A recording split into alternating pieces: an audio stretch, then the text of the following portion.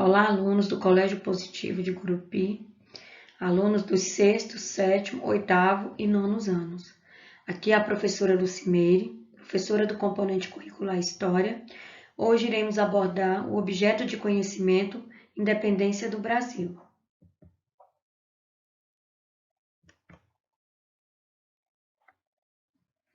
A independência do Brasil foi o processo histórico de separação entre Brasil e Portugal, que se deu em 7 de setembro de 1822.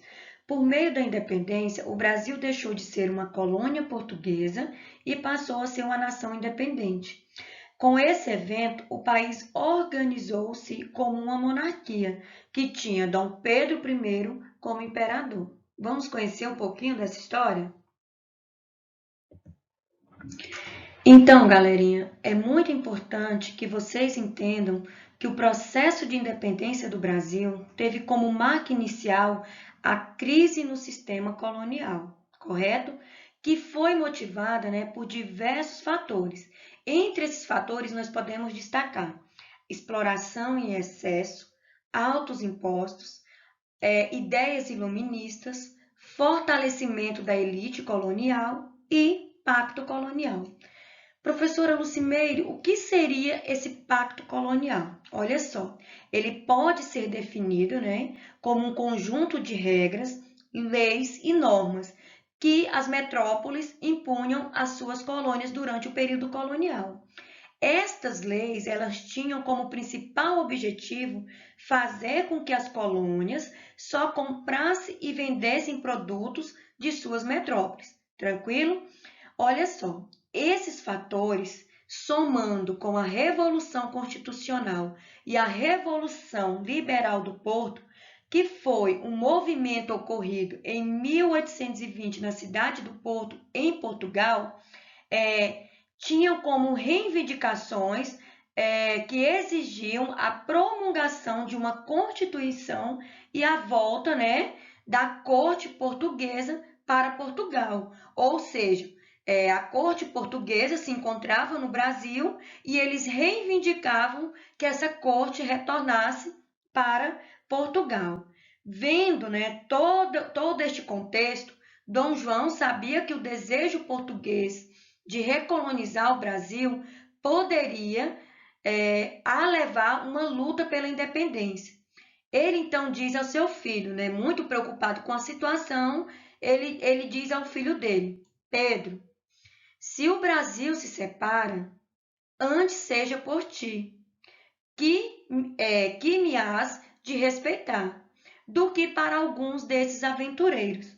Olha só, nesta frase aqui, podemos perceber uma certa preocupação com o momento histórico que estava para ocorrer em nosso país. Tranquilo? Ok? Entenderam isso aqui?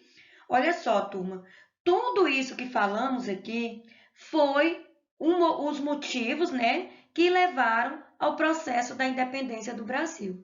Tranquilo?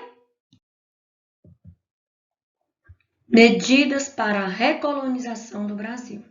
Olha só, alunos, é muito importante que vocês entendam que o termo recolonização é empregado originalmente, para designar a intenção das cortes portuguesas de restaurar o domínio português, sobre o Brasil, tranquilo?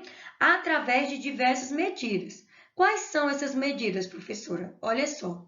As províncias deveriam prestar obediência só às cortes, a anulação do poder concentrado no Rio de Janeiro, envio de novas tropas para o Rio de Janeiro, Pernambuco e Bahia e exigência do retorno imediato de Dom Pedro para Portugal. Olha só, neste contexto ocorreu uma data muito importante que é lembrada até os dias de hoje, não somente na história, mas em diversas áreas. Essa data é conhecida como o Dia do Fico, correto?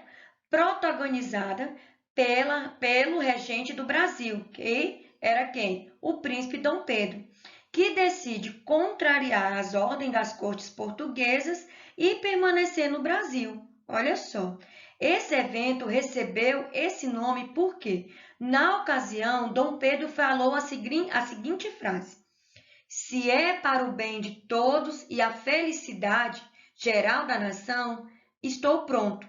Digam ao povo que fico.